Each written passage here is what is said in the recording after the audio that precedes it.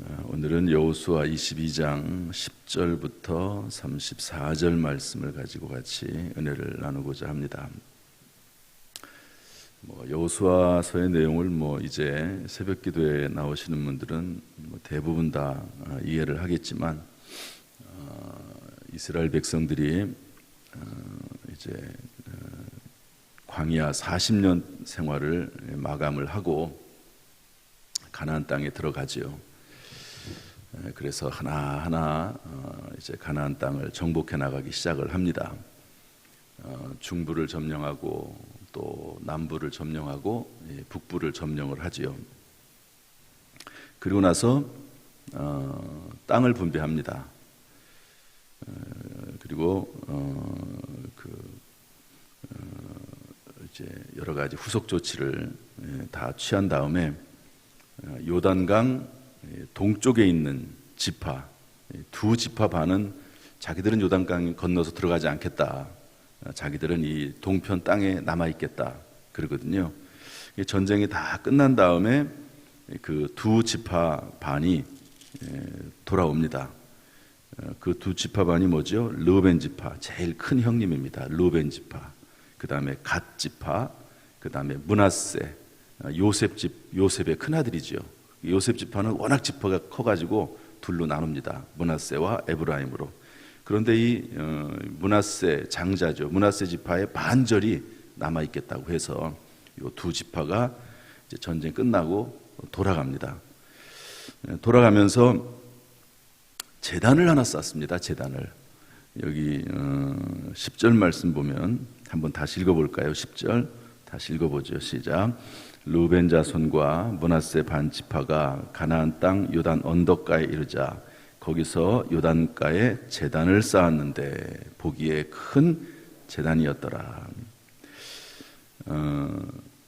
제단이 어디에 있었냐면 실로에 있습니다. 그런데 오직 제단을 하나만 두기를 원했습니다. 하나님께서 철저히 성전 중심, 성막 중심, 그 당시에는 성막이죠. 그리고 명절만 되면 모든 사람들이 다 그쪽으로 오게 했습니다. 그만큼 신앙 공동체, 신앙 중심으로 살아가는 거죠. 그렇게 해서 다른 곳에 제단을 쌓지 못하도록 그렇게 되어 있는데 제단을 쌓는 겁니다. 제단을. 큰일이죠. 하나님의 말씀을 정면으로 어기는 일이 발생을 했습니다. 그래가지고 그 소문을 듣자마자 우리 12절 말씀 한번 읽어볼까요? 12절 시작. 이스라엘 자손이 이를 듣자 곧 이스라엘 자손의 온 회중이 실로에 모여서 그들과 싸우러 가려 하니라.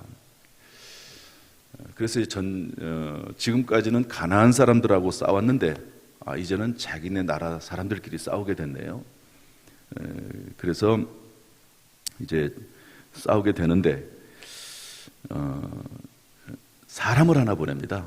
여기 13절에 보니까 이스라엘 자손이 제사장 엘르아살의 아들 비느하스를 보냅니다. 그래가지고 자초지종을 물어봐요. 그리고 10지파와 함께 그 제사장의 아들과 함께 보내면서 자초지종을 물어봅니다. 너희들 왜 그러냐? 우리가 그 여리고성 전투를 할 때 하나님의 말씀을 아간이라고 하는 사람이 어겨서 우리 민족 전체가 다 어려움을 당했는데 너희들 왜 하나님 말씀을 어기려고 하느냐? 그랬더니 다 내용인 다 읽어볼 수는 없고요. 우리가 제단을 쌓은 게 아니다. 단지 우리가 이제 여기를 가나안 요단강을 건너서 떠나가게 되면 이 강이 가로막혀 있어가지고 우리가 교류하기가 쉽지 않을 거다. 그리고 나면 나중에 시간이 흐르고 또 시간이 흐르고 나서 너희들이 우리를 모른다고 하지 않겠느냐. 그래서 우리는 그 증거로 이거를 세운 거다. 너희와 우리 사이에 증거로서 우리가 한 민족이고 한 신앙 공동체고 함께 살아가는 그런 하나님을 섬기는 사람으로서 그 증거를 삼기 위해서 우리가 이것을 세웠을 뿐이지 여기에서 또 우리가 예배를 드리거나 제사를 드리기 위함이 아니다. 그렇게 잘 대답을 해줘요. 그러니까 그게 너무 좋았어요. 아, 그렇구나. 우리를 배신하거나 또 자기 스스로 독자적으로 행동하려고 하는 게 아니고 오히려 더 하나가 되려고 하는 그런 의미구나. 그래서 좋게 여기고 돌아갔다 하는 그런 내용이 오늘 본문의 말씀입니다. 이 말씀을 통해서 몇 가지 교훈을 좀 받으려고 합니다. 우리 첫 번째 12절 말씀인데요. 한번 읽어보죠. 12절 시작. 이스라엘 자손이 이를 듣자 곧 이스라엘 자손의 온 회중이 실로에 모여서 그들과 싸우러 가려 하니라. 이것은 이스라엘 백성들이 죄에 대해서 얼마나 단호한지를 알려주고 있는 그런 말씀입니다. 방금까지도 이렇게 함께 했다가도 아주 분명하게 죄를 짓고 있잖아요. 이것은 뭐 너무너무 명확한 겁니다. 하나님께서 그렇게 하지 말라고 했는데도 불구하고 너무너무 명확하게 죄를 지은 것에 대해서 단호하게 하는 것을 볼 수가 있습니다. 그래서 고린도전서 5장 13절에도 보면 이 고린도 교회에 어떤 사람들이 있었죠? 특별히 이 계모와 간음한 그런 남자가 있었습니다. 그런데 경고해도 회개하질 않아요. 그러니까 그 사람을 교회에서 쫓습니다. 그러면서 고린도전서 5장 13절에 가서 밖에 있는 사람들은 하나님이 심판하시려니와 이 악한 사람은 너희 중에서 내쫓으라. 회개하지 않는 이 사람에 대해서 아주 단호하게 얘기를 합니다. 그래서 죄에 대해서는 단호하게 해야 된다는 것을 말씀해주고 있고, 개인의 죄도 마찬가지고 교회 공동체를 해치는 죄에 대해서도 마찬가지입니다. 그렇지 않으면 다윗이 범죄한 것처럼 밧세바와 같은 밧세바를 범한 그런 일이 일어나게 되는 거지요. 요셉처럼, 요셉은 주인의 아내가 자꾸 유혹할 때에 단호하게 물리치고 심지어 겉옷을 벗어두고 도망을 갔습니다. 우리의 삶 가운데 참 유혹이 많습니다. 그러나 그런 것들을 잘 이렇게 특별히 죄에 대해서는 단호하게 해야 된다는 것을 교훈해주고 있습니다. 하나님께서 은혜 베풀어 주시어서 이게 순간이 중요하거든요. 참 순간이 중요합니다. 그 순간에 정말 판단을 딱 잘못하면 그 다음에는 참 그것을 해결하기가 어렵습니다. 그러니까 그 순간에 잘 판단하고 분별하고 그래 새 영과 새 마음으로 온전한 판단을 할 수 있는 그 순간이 중요한 거죠. 하나님께서 정말 순간순간마다 은혜 베풀어 주시어서 죄악 가운데 빠지지 않고 그것을 이겨낼 수 있는, 벗어날 수 있는 은혜를 베풀어 주시기를 주님의 이름으로 축복합니다. 두 번째로 봐야 될 교훈은 뭐냐면 13절 말씀인데요. 다 같이 읽어보죠. 13절 시작. 이스라엘 자손이 제사장 엘르아살의 아들 비느하스를 길르앗 땅으로 보내어 르우벤 자손과 갓 자손과 므낫세 반지파를 보게 하되. 아주 격분했거든요. 그런데 왜냐하면 아간처럼 될까봐. 그러니까 너희들이 죄를 짓는 그 결과가 우리 나라 전체에 미치기 때문에 그 일로 인해서 격분했거든요. 그런데 참 지혜로워요. 그 격분함에도 불구하고 함부로 단죄하거나 정죄하지 않고 사람을 딱 보냅니다. 제사장 엘르아살의 아들 비느하스를 보내가지고 자초지장을 먼저 물어보게 해요. 그리고 10지파의 지도자 한 명씩을 동행해가지고 이 지금 우리들이 가는 것이 이 대표자로서 가는 것이라고 하는 것을 분명히 밝힙니다. 우리가 자칫 잘못해가지고 너무 이렇게 속단하는 경향이 종종 있거든요. 그래서 다른 사람에 대해서 함부로 말하고 함부로 정죄하고 그리고 확인해 보지도 않고 비난하고 소문을 퍼뜨리고 그런 경우가 있습니다. 그래서는 안 된다는 거죠. 함부로 정죄해서는 안 된다. 단계가 있습니다. 예수님께서도 마태복음 18장에서 말씀하시기를 내 형제가 죄를 범하거든 가서 너와 그 사람과만 상대하여 권고하라. 그래도 말을 듣지 않으면 한두 사람을 더 데리고 가서 그에게 말하고 그래도 듣지 않으면 교회에 말하고 교회 말도 듣지 않으면 이방인과 세례와 같이 여기라. 교회라고 하는 것은 오늘날로 말하면은 우리 교회는 뭐 화해질서위원회라든지 당회라든지 운영이라든지 뭐 그런 것이라고 볼 수가 있겠죠. 어쨌든 교회가 대표로 하는 그런 기관들이 있습니다. 이런 과정들이 있는 것이죠. 그리고 나서 만약에 여기야 물론 이제 의도 잘못 오해한 거죠. 이 다른 지파들이. 그러나 혹시 죄를 범했다 할지라도 그리스도 예수 안에서 언제든지 새 삶의 길이 있다는 것을 항상 망각하면 안 됩니다. 이것이 우리에게 있는 중요한 은혜이기도 하지만 또 다른 사람을 대하는 태도이기도 합니다. 자기 자신 안에서 언제든지 그리스도 안에서 회개의 길이 열려 있다. 자신에 대해서도 그렇고 다른 사람에 대해서도 그렇고 마찬가지입니다. 7번씩 70번 죄를 짓고 찾아와서 회개하면 용서하라 그랬거든요. 여러분 7번씩 70번은 이것은 상습범입니다. 이것은 잘못한 게 뻔해요. 그럼에도 불구하고 잘못했다고 얘기하면 받아줘라. 그러지 않는 사람들도 많잖아요. 자기가 정말 잘못해놓고도 뻔뻔하게 자기는 잘못이 없다고 끝까지 우기는 사람들 많습니다. 그런데 어쨌든 자기가 잘못했다고 얘기하면 속아줘라. 그냥 용서해줘라.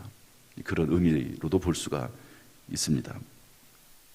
따라서 함부로 단죄하거나 정죄해서는 안 되고 그리스도 안에서 언제든지 새 삶의 길이 열려 있다 하는 것을 우리가 잊어서는 안 됩니다. 우리 세 번째로 우리 20절 말씀을 보도록 하죠. 20절 세 번째 교훈인데 20절 다 같이 시작. 세라의 아들 아간이 온전히 바친 물건에 대하여 범죄함으로 이스라엘 온 회중에 진노가 임하지 아니하였느냐.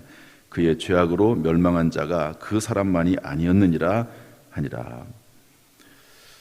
이것은 뭐냐면 이전에 여리고성을 정복할 때 첫 번째 성이기 때문에 하나님께서는 첫 번째 것은 다 하나님 거라고 말합니다.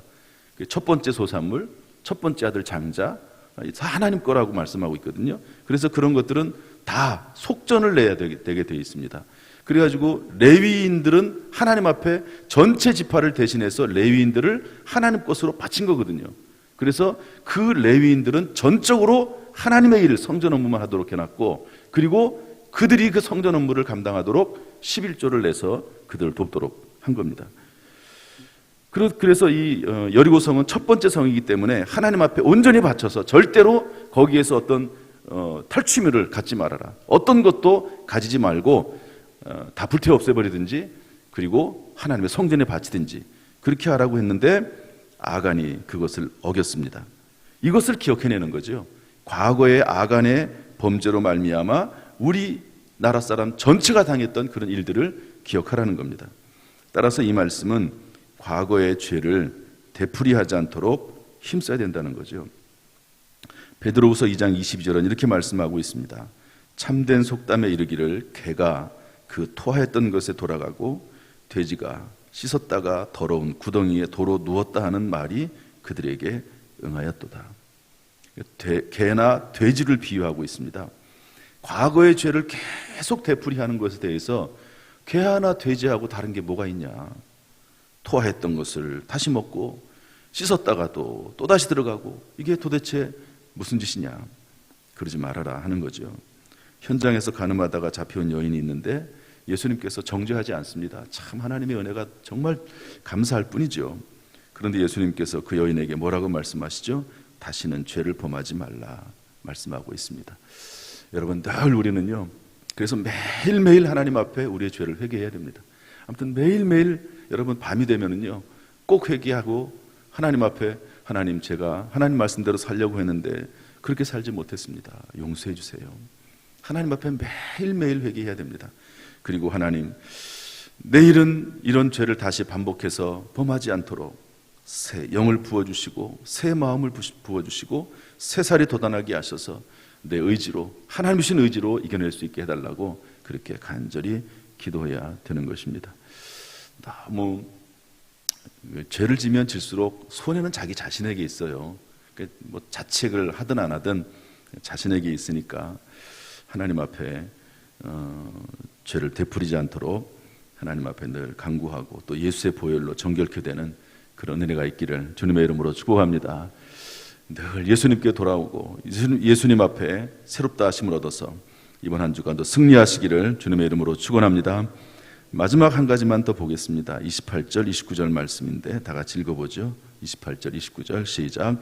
우리가 말하였거니와 만일 그들이 후일에 우리에게나 우리 후대에게 이같이 말하면 우리가 말하기를 우리 조상이 지은 여호와의 제단 모형을 보라.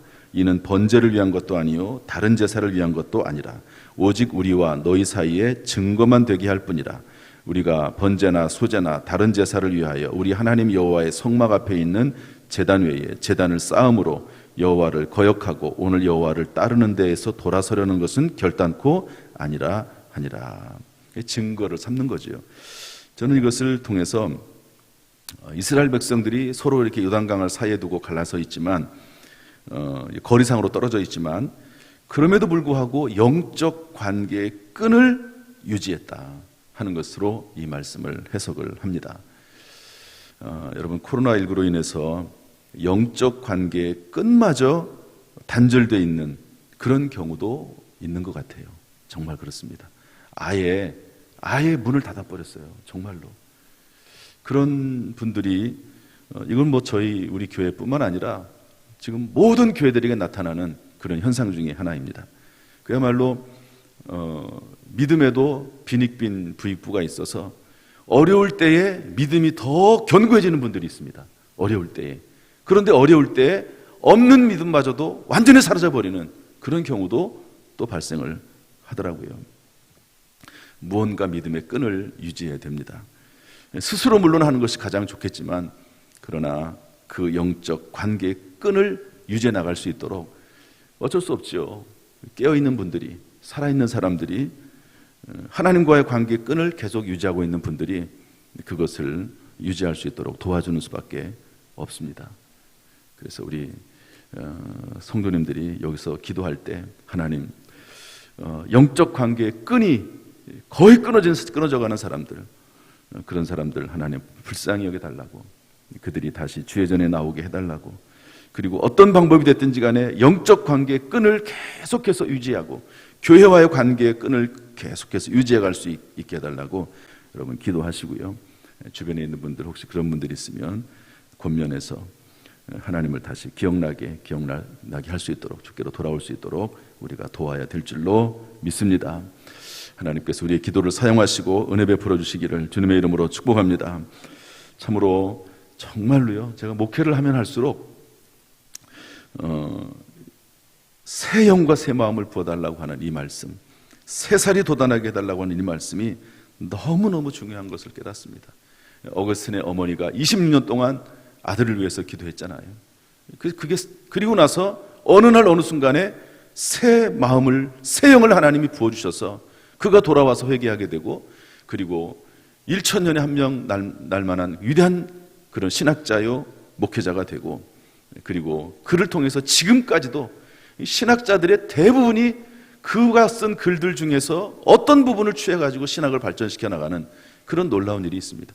그리고 그것이 오히려 26년 동안 기도하고 방탕한 생활을 했던 그 모습을 본인이 철저히 깨달았기 때문에 오히려 그분은요, 그것이 그분의 신학을 발전시키고 철저히 예수 그리스도 중심, 철저히 은혜 이 중심으로 나갈 수 있게 된 것이죠.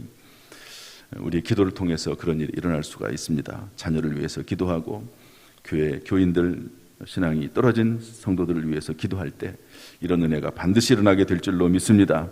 오늘도 우리 모든 성도들에게 새 영과 새 마음을 부어주시고 새 살이 돋아나게 하시기를 주님의 이름으로 축원합니다. 기도하겠습니다. 하나님 아버지, 우리에게 믿음의 끈, 신앙의 끈을 끝까지 유지할 수 있는 그런 마음을 허락해 주시옵소서. 또한 우리의 기도를 통해서 그런 위기에 있는 사람들이, 성도들이 주께로 돌아올 수 있도록 인도하여 주옵소서. 이 세상 살아갈 때 특별히 이번 한 주간 우리 모든 성도들에게 새 영을 부어주시고 새 살이 돋아나게 하여 주옵소서. 새 마음을 부어 주옵소서. 하나님 아버지, 간절히 원합니다. 은혜 아니면 살 수가 없습니다. 천부의 의지 없어서 손들고 옵니다. 예수 그리스도의 십자가의 보혈로 우리를 온전히 덮어 주옵소서. 바람처럼 불처럼 비둘기처럼 성령께서 우리와 동행하여 주옵소서. 예수님의 이름으로 축복하며 기도하옵나이다. 아멘. 이제는 우리 주 예수 그리스도의 은혜와 아버지 하나님의 무한하신 사랑과 성령님의 교통하심이 이 시간 주 앞에 나와 예배드리며 기도하며 찬송하는 우리 모든 성도들에게 그 가정, 직장, 사업, 자녀, 심령 위에 함께 하시기를 간절히 축원하옵나이다. 아멘.